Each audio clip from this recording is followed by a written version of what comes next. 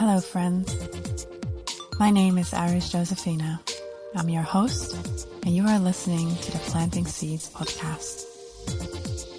On the Planting Seeds podcast, we explore how we can cultivate a more gentle relationship with our cyclical bodies, the earth, each other, and the world around us through using our senses, science, the subtle, and the secret.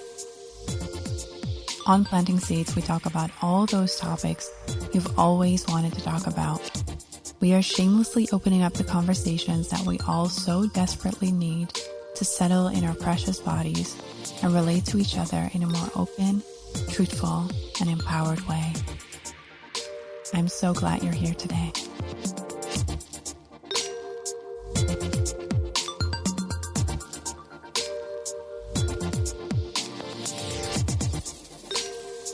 Hello, everyone. Welcome at a new episode of the Planting Seeds podcast.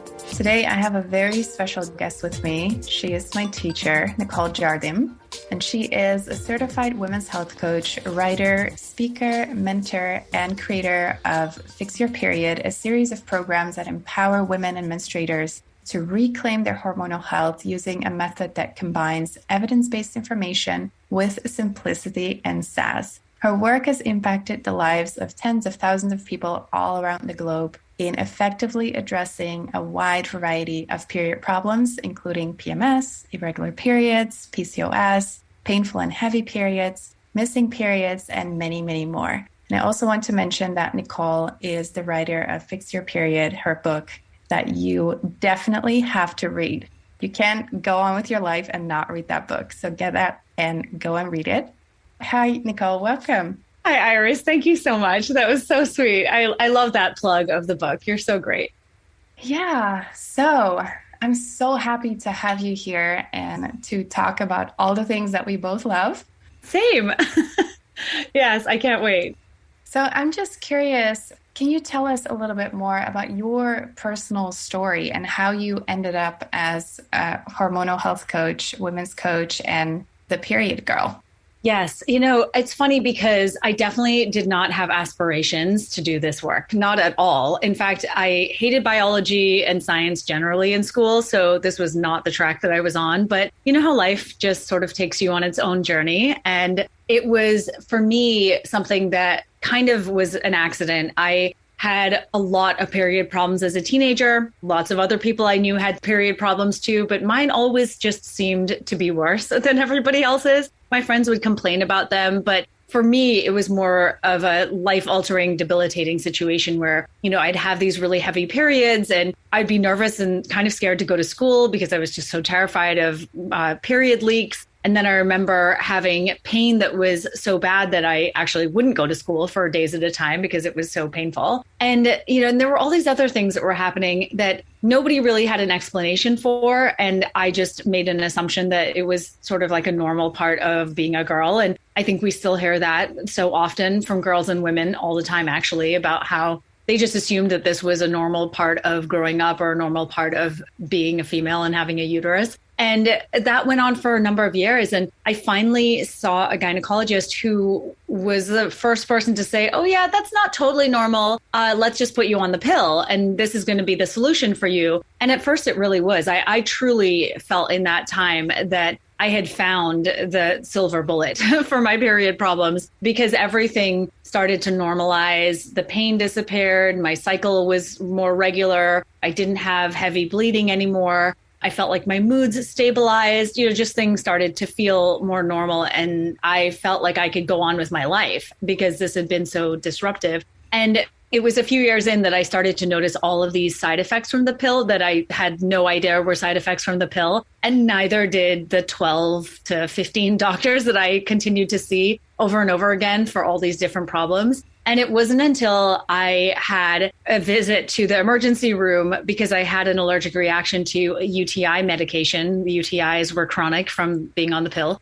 And I went to the ER because I had this allergic reaction. I was bright red. I had this really high fever. They had to admit me. And then a friend of mine the next day when I went back to, because I was in college at the time, I went back to school and she says, "Are you going to finally see my acupuncturist now?" So I thought, okay, fine, I'll give this a shot because I've got to figure out these problems. And he was the first person to say that all of my symptoms were probably being caused by the pill and not ovulating for this long period of time. And at the time I was like, there's no way, he's wrong. And, fast forward now, many years later, obviously he was right. I took his advice. I came off the pill. I started to change my diet and my lifestyle as best as I could. And then many years later, I switched from the career that I was in and I started studying health coaching and women's health and nutrition to a degree where I could actually change careers and do this work full time. So that's kind of how I got here. It's been a long journey for sure. A lifetime, really. That's so impressive. Thank you for sharing that. And I'm really surprised how similar our journeys are. For me, the pill was also a lifesaver at first for my acne. Yeah. And then I got onto all these other pills. And then it was actually also an acupuncturist in LA who told me there is something that you're putting in your body that is probably causing all the things that you feel are wrong with you. And I also didn't believe her. I was like, what the hell are you talking about? Right? Because you've been so indoctrinated for so long to believe that this is the only solution. And you're never told that there are potential, really life-altering side effects. Exactly. I laughed a little bit when you were in your story because I used to hate science and biology as well. And really? Here we are. Yes. It's hilarious. Oh my goodness. I can't believe how similar this is. I used to hate it. Math, physics, biology, everything. And my family sometimes jokes about it. You're all into science right now and you used to hate it. I'm like, yeah, but our bodies are really, really interesting to learn about. They really are. It's so much more interesting actually than high school biology. Just my personal opinion. I feel like what we do is just slightly different. I agree with you. So you mentioned a little bit about how we're actually being almost indoctrinated that pain and discomfort is just part of who we are. And according to you, what would be a more effective way to educate people about their menstrual cycles, their fertility? What should be taught? I've thought about this so much over the years, and I think it really does take you have to take an integrative approach. And what I mean when I say that is we really have to start this conversation from a really young age by not making it into such a thing. So I have friends who have been talking about their periods and just sort of explaining it to their kids from super young ages. Their 2-year-old is in the bathroom when they're changing a tampon or a menstrual cup and they ask what that is. And, you just sort of explain it in 2-year-old terms, but you don't make it weird and you don't try to hide it or tell them to not pay attention to that or not look at that or whatever. You just are benign in your approach to your menstrual cycle in general. And then I have other friends who have not talked about it at all. And they're completely panicked because they have 7, 8, 9-year-olds who have never had a conversation with their parent about these issues or about their cycle or just observed anything as well. And I think that it really is a holistic approach. If you can start from such a young age, it makes it so that there's nothing weird about it. And it's just another part of life that you will experience at some point. And then from there, the whole education system really needs to change too, because I also have friends who have kids who are 10, 11, 12. And at least this is in the US. I know it's quite different in other countries, but in the US, they're learning, sort of basic health and body understanding in these ages. But the curriculum is mind blowing to me. It is so antiquated and there's really nothing about menstrual cycles or really understanding what's happening, how fertile you are, every single month and for how long. There really is no information on that at all. It's very rudimentary. And like I said, it's very outdated. And as a result, I feel like so many of the children who aren't getting this education at home are then getting antiquated information at school. And as a result, we have so many of these social issues in the US where teenage pregnancy is significantly higher than a lot of our European counterparts, STDs as well. So there's a lot of issues that come from just not giving just basic education on period literacy. And that's, understanding what your period is, why it happens, your fertility, the fact that you're fertile for a very short period of time every month, and then basic cycle tracking. And I feel like so many kids are just looking online and asking friends instead of having just a clear educational route for all of this information. And so that I think would be game changing if there was a class on cycle literacy. I mean, shocker to you and I, but it would be so incredible if that was the path that people could take.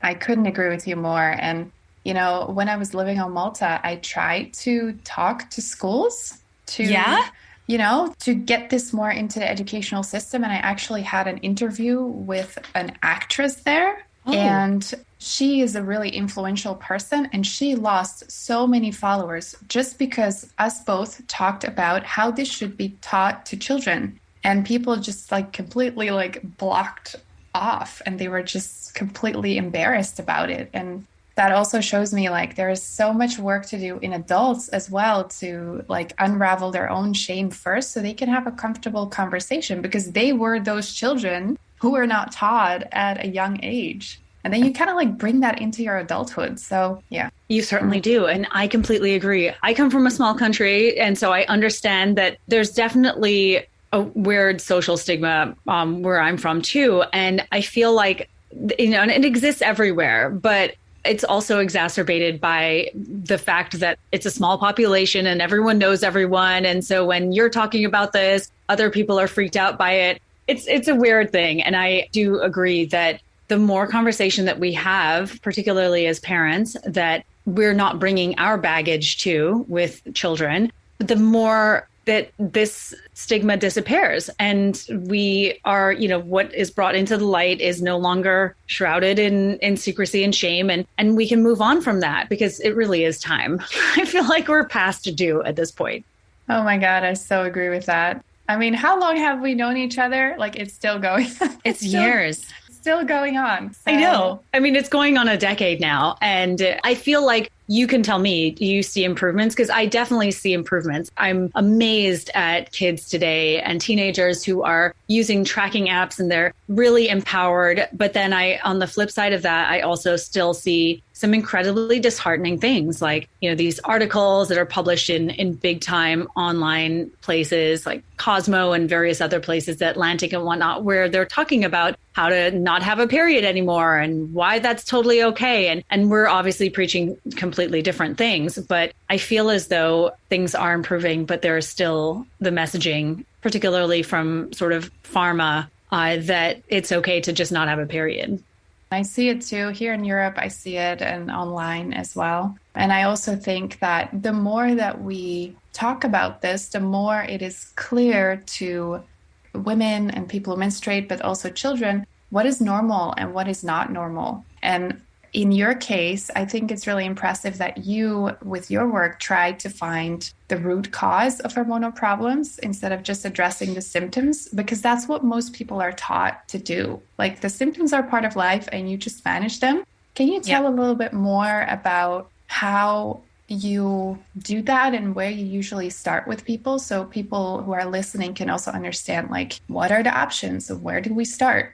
I think that the first thing to remember is that when it comes to something like hormonal birth control, for instance, we're not having symptoms because we're necessarily lacking in those synthetic hormones. We don't need that to quote unquote fix us. And I think that it requires a bit of a mindset, possibly a paradigm shift for the general population to understand that our female bodies, these bodies are not inherently broken or dysfunctional or defective, as we've probably been led to believe in many cases. And instead, we're probably more dealing with the fact that we live in a bit of a evolutionary disconnect, right? There's a mismatch happening where our bodies don't quite fit that square peg into a round hole type thing into the modern world that we now find ourselves in, because our bodies have evolved over hundreds of thousands of years. And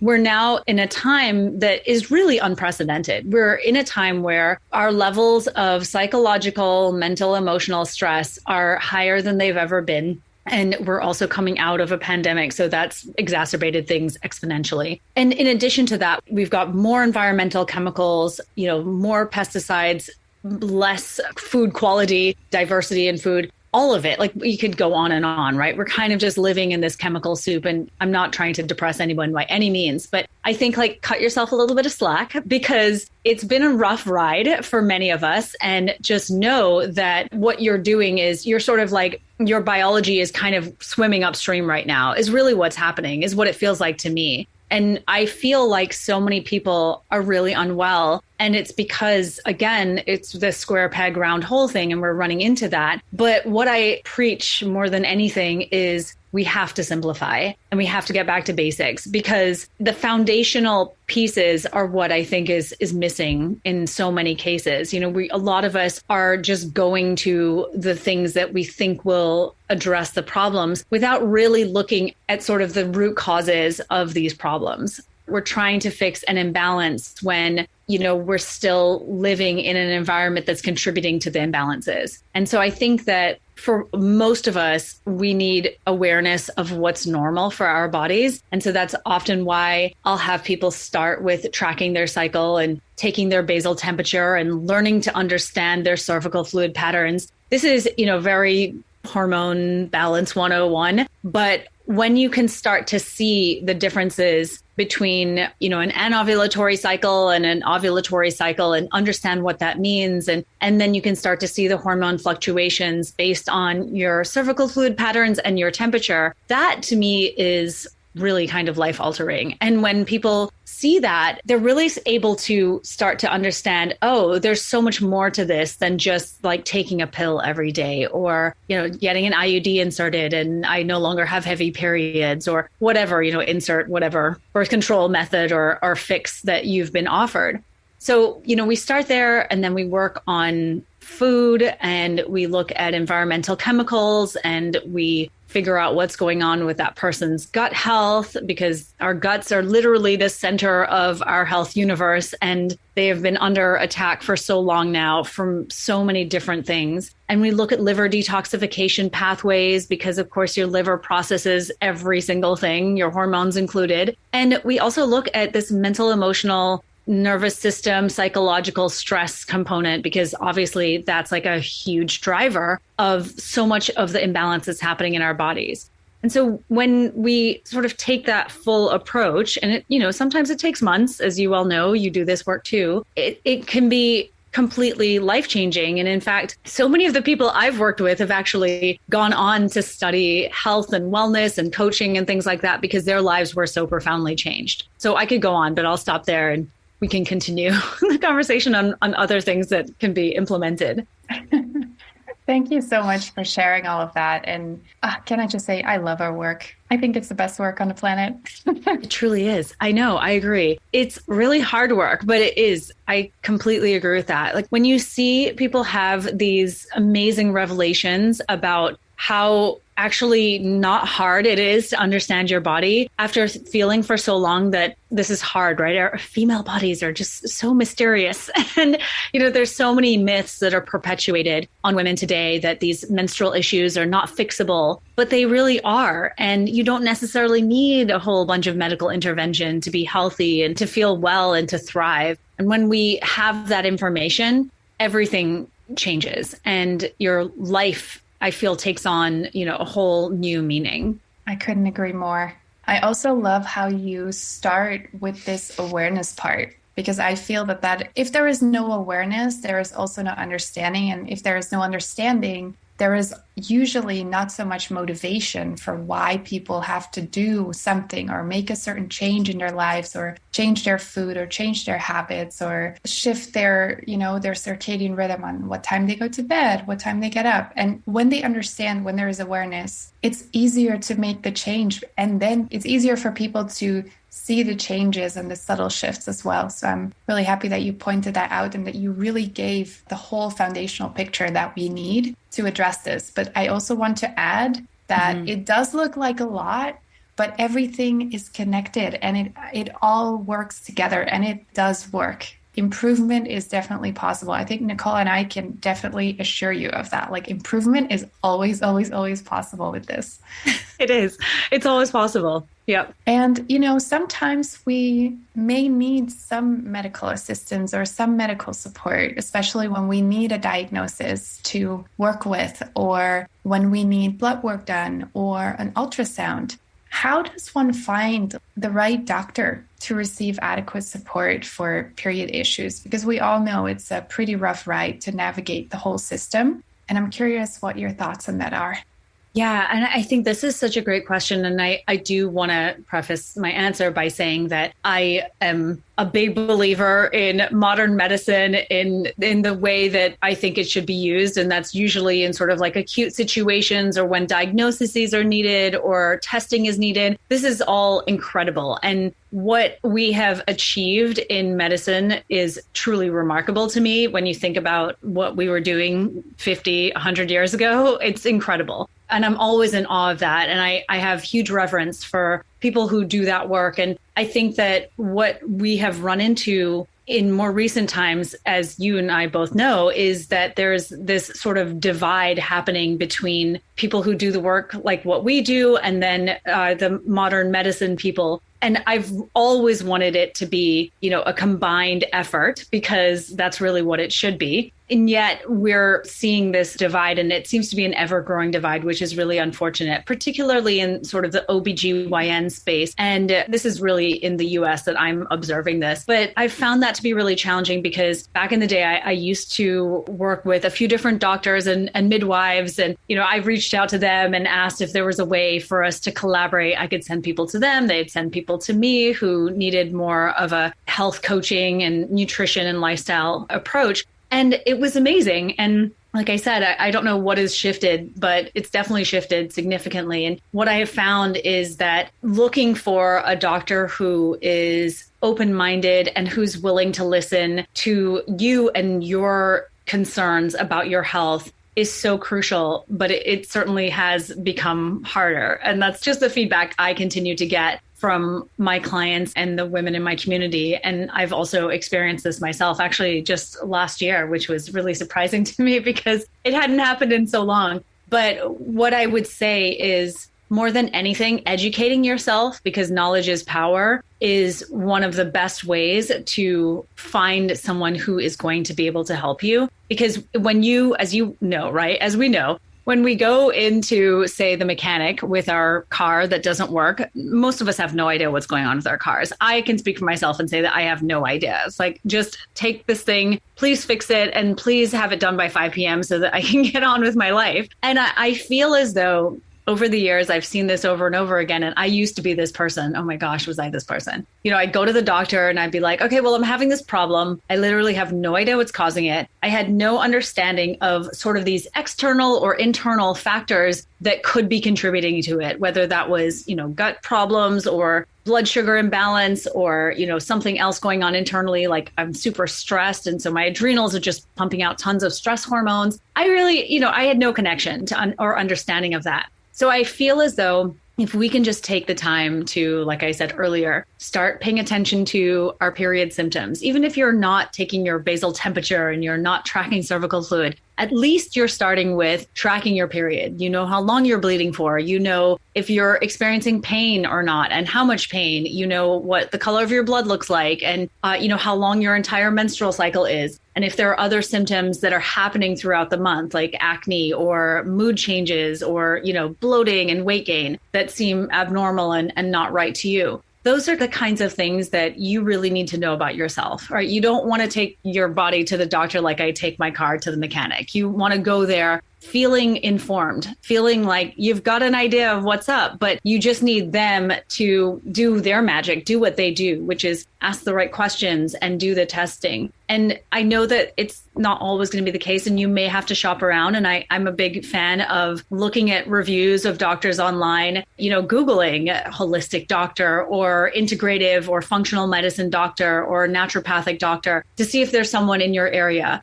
There's also telemedicine now, so it doesn't necessarily need to be a situation where someone is, in your area. I think the other thing to consider too is that if you find say like a physical therapist that you're working with that you really love. Ask them for a recommendation for a doctor who they maybe get referrals from or refer to, who may have more of a holistic approach to the body. So there's lots of ways to do this, but I understand in the same vein that this is also a bit challenging and it could take some time, but to just trust that there are definitely options out there. And even if you don't necessarily find a doctor right away, you can find another type of practitioner who can run certain tests. There are lots of qualified practitioners who can do, gut testing, and they can do blood work, or they can do saliva testing or dried urine hormone testing. So there's multiple options available to us now that really did not exist 10 years ago.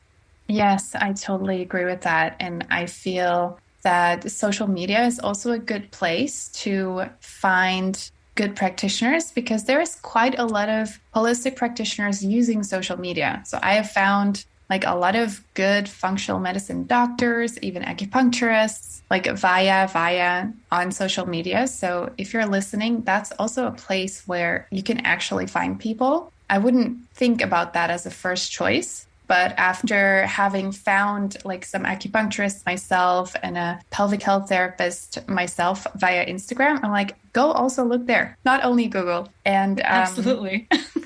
I also love your comparison to taking your car to the mechanic. That was such a good analogy. It's kind of hilarious, but it really is so true, isn't it? I mean, when you think about it, right? When you think about I used to go to the doctor and I would be like, yeah, I have no idea when my last period was. I would literally just make up a date and they would ask me questions and I just had no interest in answering any of them correctly or really answering them at all. So I would just kind of like make stuff up, which is crazy and ridiculous. And yet I look back on that and I just remember thinking, well, I was so disconnected from my body. I was so disconnected from how my life and everything that was going on in it and this web of all the things was impacting my physical and mental health. And when you start to make those connections, it's like you've been living in black and white and suddenly it's Technicolor. It's incredible. Yeah, that's exactly how I would describe it. I also did not understand at first why a doctor would ask me some questions. Like, I was just like, why are you asking me this? I have this problem, just fix it for me. Right? But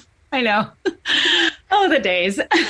Yeah. But, as we both know, it's very important to know your own body so that you can give your doctor even more information. Like the more information you can give your doctor, the better they can also help you. If it's someone that you feel comfortable with and you can trust and they listen to you, like the more information they have, the better they can help you. I always tell my clients there is also like responsibility involved, like responsibility for your own health. Like your doctor has a responsibility. You also have a responsibility to pay your health insurance. But then there is also another responsibility, like taking agency over your body and being curious about your own body and what it is telling you, and really being attentive to all the different signs. Yes. Oh my gosh. I love this so much because it's so true.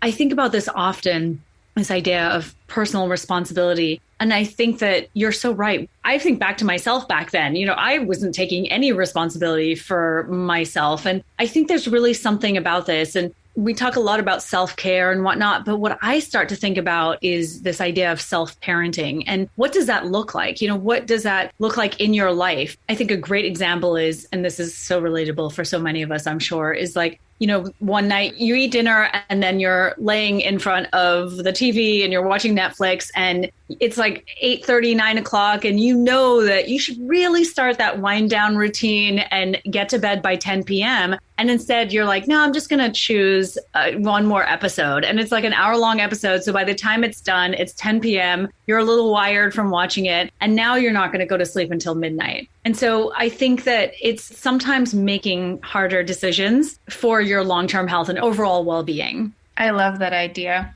And it's really about that. And it's about responsibility, but also a little bit about discipline. And with discipline, I don't mean like being super strict on yourself, but creating a rhythm. Like our bodies love being in a rhythm. And so many people are not in a rhythm, which also impacts our overall health, like how we sleep, how we digest, like all the things, Yes, exactly. So earlier we talked a little bit about looking holistically. And I know in the past couple of years, I've seen it popping up like in some places. I'm following some on Instagram, and that is holistic gynecology. And I'm curious how you feel about that and whether you think this should be the future. Oh man, I do.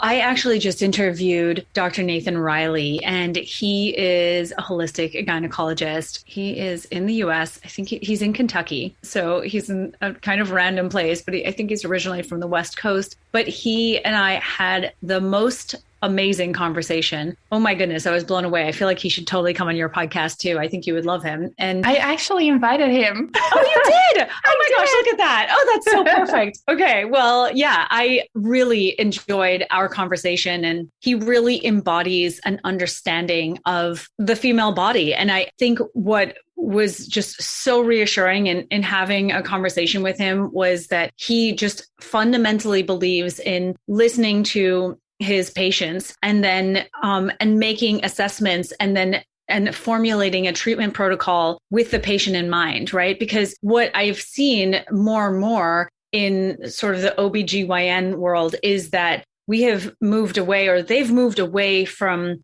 having that patient as part of their treatment protocol, right? We've sort of taken the person's body out and we've just streamlined and made these treatment protocols a one-size-fits-all approach. And that, I think, is where we run into major problems, because as we know, human bodies, they do their own thing. This is not black and white. It's not so simple. And so when we start to incorporate the person who's sitting in front of you back into the treatment plan, things change dramatically, right? So that it's no longer so streamlined. It's no longer just, we're going to give you A and that's going to lead to B and the outcome will be C, and that's that.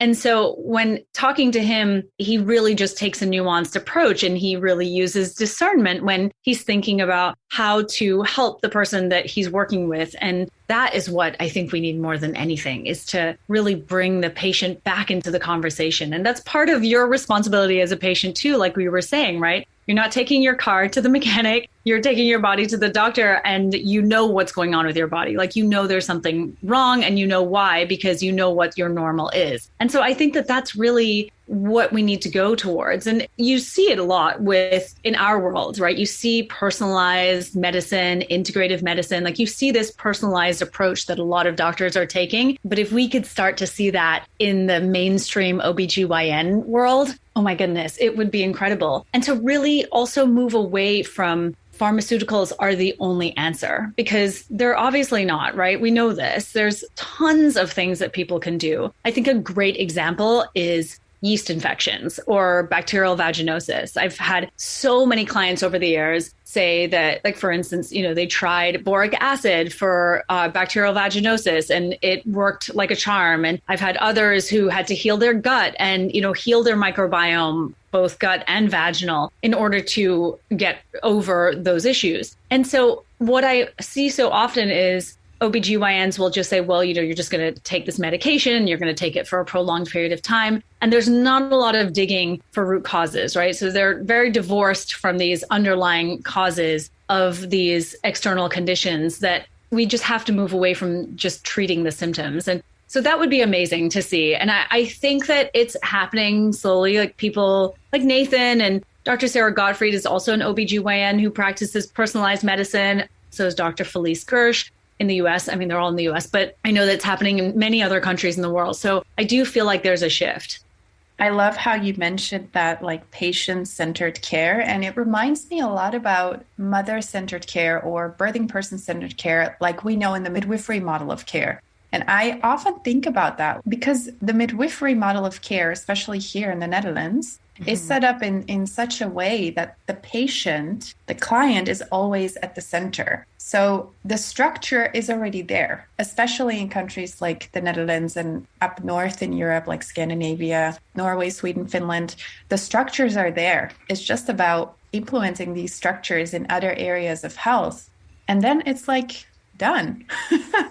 To me, it's like not that difficult because the structure is already there. The approach is already there. There is like orthomolecular medicine, functional medicine, Here in the Netherlands, orthomolecular medicine is very big. It's like the Dutch counterpart of like functional medicine a little bit. And it's growing so much. Like all the trainings are fully booked and there's people like really standing up to get this approach more into the system. And here it gets a bit of attention as well in the mainstream world. So things are slowly changing and I have a lot of hope. I also see a lot of things that can really be improved, but I do also have a lot of hope.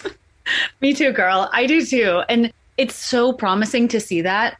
And I agree that the shifts are really happening. I feel like they are accelerated now compared to just 5 years ago, where there is just so much more awareness for people now of these alternative options, and that they have also been in the system trying to fix the problem, very much like me. I mean, I spent years seeing many different doctors, trying different approaches. Nothing was working because, of course, when you're treating the symptoms, they're always going to come back. And so that, I think, is the big driver of this too. I really think that women are at the point where they have been gaslighted for a long time and not listened to, and they're really demanding different care. And so I do think that that's driving the change in sort of the conventional model as well. Absolutely. Yeah. Is there anything else? Because we have been talking for quite some time. I can't believe that. Yeah. How did that happen? Yes. Oh my gosh. You know, there's something I really wanted to talk about. And I think that this is something that for all of us to consider too, is this idea that, you know, I think when we're younger, we take for granted our health, at least not all of us. I know some of us have not been well when we were younger. I certainly was one of those people, and it took a long time to feel well. But I do think the majority of us do feel well, and we kind of feel invincible, particularly in our 20s. And, you know, I think that for so many of us, we're just like, oh, whatever, you know, we're going to eat whatever we want and drink and, you know, do whatever. Like, and, you know, not sleep, and we'll be super stressed. It's fine. We can sleep later in our life. And I definitely was one of those people. And now that I'm older, in my early 40s, I have found that those things really do have a cumulative effect. And I've always said that this idea that either taking care of yourself or not taking care of yourself has this cumulative effect on your body and your hormones. And it's really not apparent until you get into your late 30s and early 40s. And then you really have a lot less room for mistakes. And so I just want everyone to be aware of that. Even if you're 25, just to think about how much of an impact decisions that you make over the next 10 to 15 years will have on your body in your 40s. Because what I have found and what I continue to observe in so many clients in their 40s is that this is really the decade where you have to get it together. And it's not, you know, it's not a threat. And it's not me saying like, if you don't, you know, life will be hell. It's not that. It's just that coming back to that responsibility to yourself, and the fact that if you don't have your health, you really have nothing, because you and I both know this. You can't function the way you want to. You can't live your life the way you want to. And it's kind of like when you have the flu and you've had it for like 5 days and you feel like you're never going to be well again. You feel as though you're not able to do anything, and all you want is your health back. And that's what it's like when you don't pay attention to your menstrual cycle, your hormones, your overall health, over multiple decades. And because when you hit your late 30s, early 40s, your body starts to basically shout at you. And these symptoms show up. And I think that we've been sort of conditioned to believe in our patriarchal model of life that this time everything just falls apart. And perimenopause and menopause are these terrible things that are meant to be feared. And, you're just going to go from one crisis to the next in that time of your life. And I hear this over and over again. It's like all the symptoms show up and they come on full blast. And I really want to just plant the seed on this podcast that you have a different choice, that it doesn't actually have to look like this, that you don't need to be a person who is just going to succumb to all of these problems because you've kind of gotten the message that that's just how it is. So hopefully that's helpful for some people to hear, because I feel as though we really can rewrite the story and do something differently. Thank you so much for pointing that out and for being so clear about it. I really agree with you. And I always talk about the cyclical continuum, like all your cycles, whether you are in your menstrual time, fertile time, pregnancy, birth, postpartum, perimenopause, menopause, they're all connected because they happen in the same body. So I'm so happy that you pointed that out and also pointed out this decade of 30s to 40s and after, because those are not ages that we talk about too often. Yeah. Because often it's about like, oh, in your fertile years, you need to be ready to have babies. But what comes after that, having a strong body in those years is maybe even more important. So yeah, thank you for pointing that out.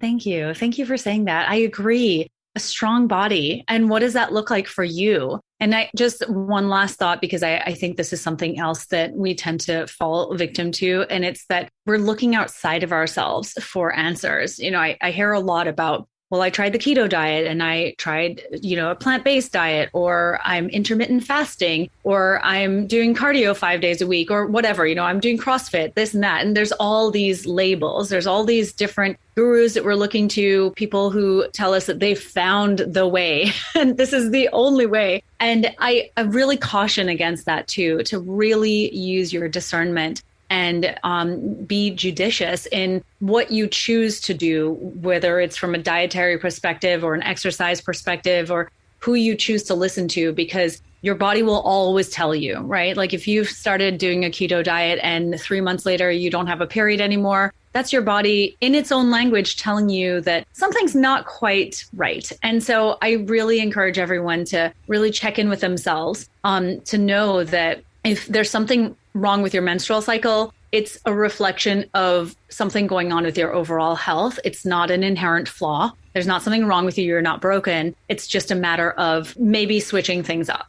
Exactly. Thank you so much for that addition. And how can people best find you and learn more about your work? Thanks, Iris. Thank you so much for having me on this episode. It's been really good chatting with you. And I want to just share that you can all pretty much find me at my website. It's NicoleJardim.com. I have a blog on there. I also have a podcast called The Period Party. And I have multiple program options on there too, as well as Instagram. I'm on there a lot. There's lots of options for you to learn more about all of this that we've been talking about, and then some. And then my book, Fix Your Period, which you mentioned in the beginning. So thank you again for that nice little plug. So yeah, there's lots of ways to find me and connect with me. Thank you so much, Nicole. And thank you so much for making the time to come on the podcast and share your knowledge and your wisdom and your guidance. Yeah, I just always love spending time with you. Same. Absolutely. Same. And it's been such an honor knowing you and watching you grow and evolve over the years. And I'm thrilled that we got to have this conversation. Yeah. Have a beautiful rest of your day. Thank you. For those listening, go find Nicole on Instagram and all the other places. And I will see you next time. Thank you so much for listening. If you enjoyed this episode and you'd like to help support the podcast, please share it with others, with your friends, with your family, post about it on social media, or leave a rating or a review on all the platforms. To catch all the latest news from me, you can follow at the Planting Seeds Podcast on Instagram, or at Cycle Seeds on Instagram, or you can go to my website, www.cycleseeds.com. Thank you again so much, and I'll see you next time.